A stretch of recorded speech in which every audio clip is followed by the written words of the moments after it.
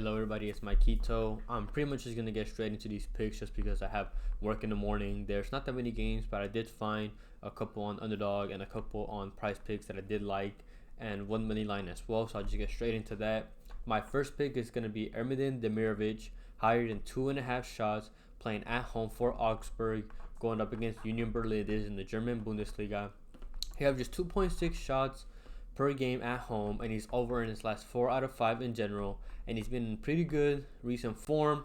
There's two teams that just like to shoot when they can, and both of them don't have like good defense or anything, so I feel like this game is going to be a shootout.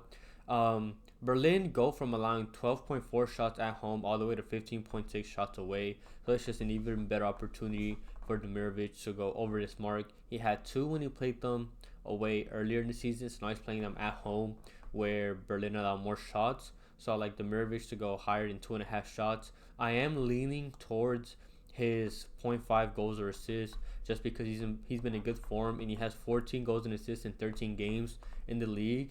So if you want to try to take another chance at him, you can go his 0.5 goals and assists. My second pick is going to be Rani Kedira on the other side of the game to go lower than 0.5 shots. He's had 3 shots in 16 games, and all 3 of those shots have been in the last 3 games. And the reason for that is because he was playing more attacking, like in the midfield, and taking like longer shots. But next game, he's going to be the main defensive midfielder, likely because Tussard, the main midfield defender, is out of the game because he is suspended. He has a red card, or he's had too many yellow cards, I should say. So he's not going to be playing that game, which means Kedira is going to play a lot more defensively. And when Augsburg's weak spot is down the wings, not in the midfield. So Berlin are likely going to be playing a 5 midfield. So their two left mid and right mid are going to be pushing forward. So if anything, Kedira could be trying to play long balls towards him, but he's not going to be playing too high up. He barely shoots at all. He's only been shooting lately because he's been more attacking. So I like Kedira to go lower than 0.5 shots. My third pick is Ayoze Perez, playing at home for Betis, going up against Celta Vigo in Spain, La Liga, to go higher than 2.5 shots. He averages 2.2 at home and averages 2.66 shots per 90. And when he played him last game earlier in the season, he had 3 shots, again away from home. And Celta are also another team that go from really good defending at home to really bad away. They only allow 9.7 shots at home, which is good, but they drop all the way down to 15.3 away, which is actually pretty high for them. And I like that a lot, especially for Ayoze, because Celta's weakness is also defending down the wings, and that's where Ayoze plays. He plays off the wing and he cuts inside. So I think this is going to be a good shot for Paris to attack the wings and cut inside and take some shots. They need to be aggressive because they are a couple points behind getting a European spot for next season, and they were already eliminated earlier in the season from their tournament. So they need to try to be aggressive, and Ayoze is going to be playing in their weak spot. So I like Ayoze to go higher than 2.5 shots. And then my last player pick is in France Ligue 1. It's Kevin Danso, higher than 0.5 shots, playing away from home for Lens, going up against Metz. He is a central defender, I do know that, but he does average 0.7 shots away, so he is closer to that one.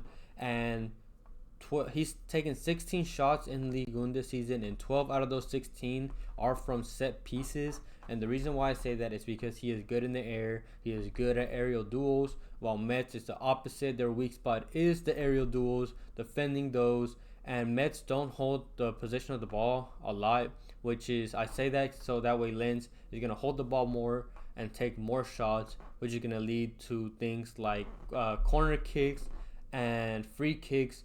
And that's where Danso always is in the box. He's always in those, trying to get in a header or a shot or something like that. So we just need him to get one. He takes a little more away, and this is he's going to be able to attack them in their weak spot in the air. So I like Danso to go higher than 0.5 shots.